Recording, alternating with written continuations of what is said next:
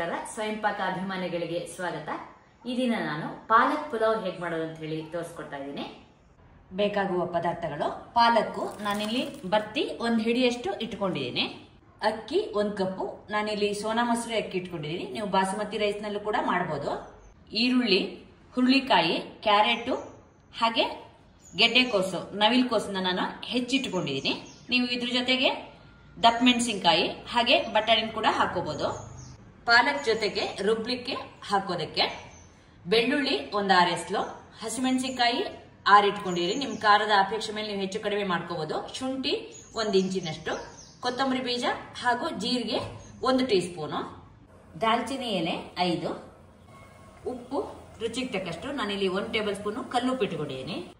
ನೀರು 2 ಕಪ್ಪು, ಜೀರಿಗೆ, ಶುಂಠಿ ನಾನು ಸ್ವಲ್ಪ ಕತ್ತರಿಸ್ಕೊಂಡಿದ್ದೀನಿ, ಹಸಿಮೆಣಸಿನಕಾಯಿ, ಬೆಳ್ಳುಳ್ಳಿ ಹಾಗೆ ಕೊತ್ತಂಬರಿ ಬೀಜನ ಒಂದ್ಸಲ ರುಬ್ಕೊಳ್ಳೋಣ.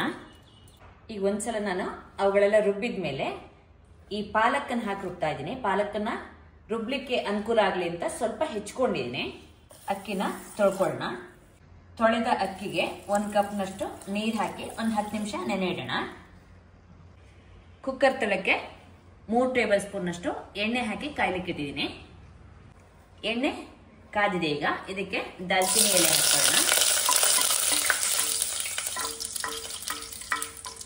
ಹಾಗೆ ಈರುಳ್ಳಿನ ಸ್ವಲ್ಪ ಬಿಡಿ ಬಿಡಿ ಮಾಡ್ತಾ ಹಾಕೊಳ್ಳೋಣ. ಈರುಳ್ಳಿನ ಸ್ವಲ್ಪ ಹುರಿಯಿರಿ. ಈರುಳ್ಳಿನ ನಾನು 1-1.5 ನಿಮಿಷ ಈಗ ಹುರಿದಿದ್ದೀನಿ. ಇದಕ್ಕೆ ರುಬ್ಬಿದ ಮಸಾಲೆನ ಹಾಕೊಳ್ಳೋಣ. ಸಣ್ಣಕ್ಕೆ ರುಬ್ಬಿರ್ಬೇಕು ಮಸಾಲೆನ. ನೀರು ಹಾಕ್ತೆ ಮಸಾಲೆನ ರುಬ್ಕೊಳ್ಳಿ. ಇದನ್ನು ಚೆನ್ನಾಗಿ ಈಗ ಹುರ್ಕೊಳ್ಳೋಣ. ನೀರಿನ ಅಂಶ ಹೋಗುವವರೆಗೂ ಹುರಿದಿದ್ದೀನಿ. ನೋಡಿ, ಎಣ್ಣೆ ಕೂಡ ಬಿಟ್ಕೊಂತ ಬರ್ತಾ ಇದೆ. ಹಾಗೆ ಮಸಾಲೆ ಹಸಿ ವಾಸನೆ ಕೂಡ ಹೋಗಿದೆ.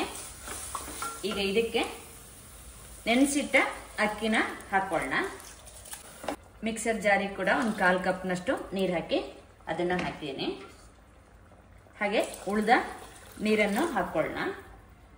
ಅಕ್ಕಿ ಹಾಕಿದ್ಮೇಲೆ ಈಗ ನೋಡಿ ನೀರು ಕುದಿಲಿಕ್ಕೆ ಶುರುವಾಗಿದೆ. ಇದಕ್ಕೆ ಉಪ್ಪು ಹಾಕಿ ಹಾಗೆ ತರಕಾರಿಗಳನ್ನೆಲ್ಲ ಹಾಕೊಳ್ಳೋಣ.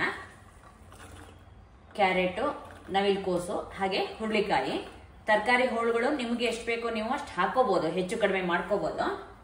ಚೆನ್ನಾಗಿ ಒಂದ್ಸಲ ಕೈ ಆಡಿ ಕುದಿ ಬಂದ್ಮೇಲೆ ಮುಚ್ಚೋಣ. ತರಕಾರಿ ಹಾಕಿದ್ಮೇಲೆ ಇದು ಕುದಿ ಬಂದಿದೆ. ಮುಚ್ಚಿಟ್ಬಿಟ್ಟು 2ರಿಂದ 3 ವಿಷಲ್ ಕೂಗ್ಸಿದ್ರೆ ಸಾಕಾಗತ್ತೆ. ಮೀಡಿಯಂ ಹೈ ಊರಿನಲ್ಲಿ ಕೂಗ್ಸಿ.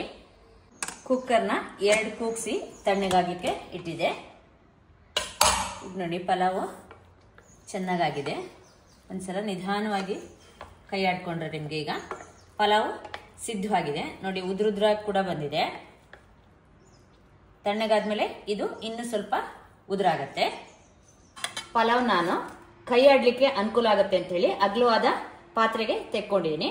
ನೋಡಿ, ಉದ್ರುದ್ರಾಗಿ ಕೂಡ ಬಂದಿದೆ ಪಲಾವು.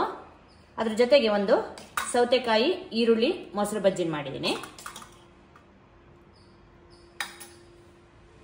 ನೋಡಿದ್ರಲ್ವಾ ರುಚಿಕರವಾದ ಪಾಲಕ್ ಪುಲಾವ್ ಹೇಗೆ ಮಾಡೋದು ಅಂತ ಹೇಳಿ. ನೀವು ಕೂಡ ನಿಮ್ಮ ಮನೆಯಲ್ಲಿ ಈ ಪುಲಾವನ್ನು ಮಾಡಿಬಿಟ್ಟು ನಿಮ್ಮ ಅಭಿಪ್ರಾಯ ನಮ್ಗೆ ತಿಳಿಸಿ. ನಮಸ್ಕಾರ.